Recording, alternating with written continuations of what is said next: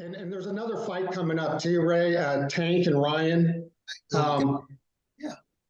I mean, those kind of fights like that. It's like when I fought Tommy. It's like when I fought Hagler, when I fought Duran. I mean, the anticipation, that makes it even better. The entire anticipation of that particular fight. Can't wait to see it. I mean, Vegas was like my guy, my place, man, my second home. Because the fights I've had there were just very competitive, extremely competitive.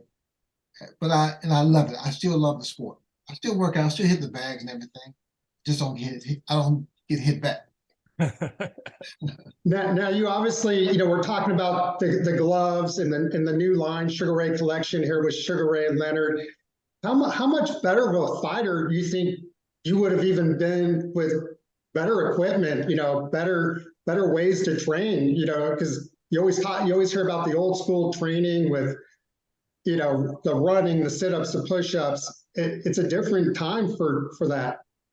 Well, for me, it was like protecting the hand, just the right thing in the glove, the thumb. I mean, it was a dream come true, and I would have been even a better fighter. I truly believe, if that was wrong. Well, those are my favorite gloves, the ones he's got on now, the throwback gloves. Yeah. Those are when you were fighting, when you were coming up training, they didn't have the big bulky super bag gloves. They had that low profile glove.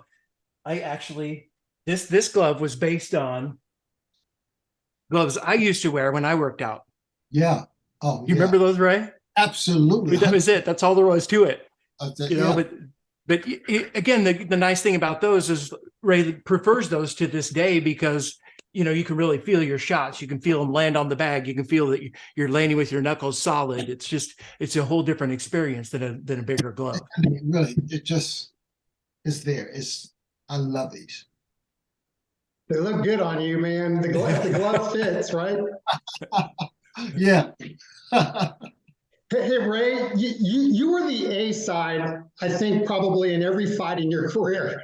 I mean, honestly, right? I mean, and you negotiated like nobody back in the day, from the Hagler fight, 15 to 12 rounds, the bigger ring. You kind of won some of these fights before you even got in the ring. Can you speak to the Ryan and Tank rehydration clause and what you thought of that? Well, I tell fighters this all the time, even young guys especially. I say you have to believe in yourself, because if you don't, no one else will. And train like every fight's a championship fight. You guys get me so emotional here, because I think back when I go back like in my career, and I think of the things that I had and I brought up. I pat myself on the back, because it requires so much. I mean, this is it, man. This is it. No question about that. Would you have ever negotiated a rehydration clause back in the day? You guys weighed in the same day, though. It was more psychological. It's 12 rounds or 15 rounds. We did it based upon what we thought would give me an edge, or this or that. Take it on the stride. Yeah. And you talked about the late, great Marvin Hagler. I remember being in the green room with you and Richard Steele a few years back in Vegas. And Marvin came in and he didn't want to do that photo op. Even to that day, there was still some bitterness from that fight. But that fight is 36 years Thursday, April 6, 1987. Wow. And Richard Steele has said in the past, like on Legendary Nights, the more and more he watches it, the closer and closer it gets. And he thought you won the fight. What do you say to that? Everyone has their own idea or thoughts. Put it this way. I won the fight just by going the distance. To me, I'm saying this from a personal perspective, from my point of view. Marvin Hagler, I mean, first of all, back in the day, he never got his just due. And when I retired, this is ironic, because when I retired, he was the man. He was the guy to say, he's the one, he's the guy. And then we fought, and then he was expected to win by what, 90% or maybe more. Yeah. Yeah, I mean, but again, my fight, the way I fought that fight, the only way I could win that fight like that was to kind of be more psychological, use my hand speed, use my foot speed. And because again, no one thought, because I've been out the ring for like 5 years. I think it was 5. I think I had one fight in 5 years. And back then I was sad. As much as I had accomplished, I was sad because then I was into alcohol, drugs. I mean, I was really some of the people that saw me, some of my friends, sports writers and everything, they saw me out there. And, I thank them because they didn't drill me, but they kind of mentioned it, that I was an alcoholic or a drug addict or whatever. But thank God, I go to my AA meetings even today, and it's you know what? I wouldn't be here, but boxing was what made me who I am. It kept me safe. It kept me dedicated. Yeah. Well, and to Marvin, Ray, don't you think it's probably more difficult for him to win a close fight, something that was not as just definitive?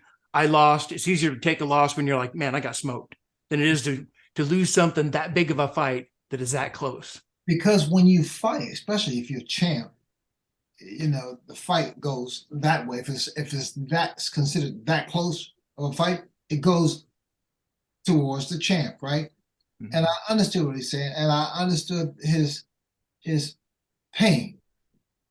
I understood his pain after the fight was over with, because he Marvin Hagler to me was one of the best, if not the best, champions out there, man. No question. I say this in all sincerity.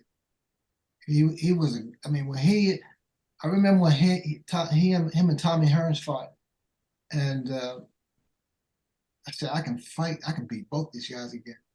But then again, I saw the fight and how Hagler came back with that big right hand. And I said, nope, I'm not going to fight him. I can't fight him. You were ringside, right? I was working with HBO. Yeah. And I watched that fight. And after that fight, I went and got me a couple of drinks. How important was that win, though, for your legacy, beating Hagler? It went beyond that. It went beyond. It wasn't about just beating Hagler, but that was an accomplishment. Again, just going the distance, it's within itself. Because even my people thought, guys in my camp thought that I was gonna get hurt. And I think one of the concerns was they felt that if I got seriously injured, that would hurt the sport. The sport would hurt the sport of boxing. I never went there. I almost did. I kind of thought people saying, Ray, you shouldn't do that. And then I remember my mom crying, my wife crying. I mean, people were very concerned about my ability to stay in the ring against one of the greatest fighters, if not the greatest, marvelous Marvin Hagler. And we'll wrap up here, Ray. I'm here with the legendary Sugar Ray Leonard, just one of the GOATs. But I got to ask you, Sugar Ray, because I feel like the younger generation, the more time passes, people kind of start to forget the history. They only know what's recent, right? You grew up in a time with Muhammad Ali, the GOAT. And he meant so much to you in your life and how you went about everything. Can you just talk about Muhammad Ali for a minute? Muhammad Ali, I first met him, God, I was like 18, 19, and I was an amateur boxer at the time. And I presented him with an award because what happened, the original guy, something happened, got sick or whatever. And all of a sudden I'm sitting at his table, I should say. And all of a sudden he sits down beside me and he looks at me, he said, hey. He said, I heard about you. He said, you like sex? I said, sometimes. I mean, for my idol to ask me that, but he meant so much to me. I mean, he meant so much to me. And when we lost him, I was proud, but I just said he opened the doors for me to become who I am. If it wasn't for Muhammad Ali, there wouldn't be any Sugar Ray Leonard. He was family to me, truly family, and I loved him. Wow. Wow. I know how much you admired him, and just I've talked to you about some of it in the past, but Sugar Ray, Doug, I appreciate you doing this. You got the new Sugar Ray collection out on Title Boxing. There's some more stuff to drop. We've already seen some of the gloves here. You got some bags, jump rope, I believe, reflex bag coming out. So more to come. Any closing words, Ray? Go for it. Go for it.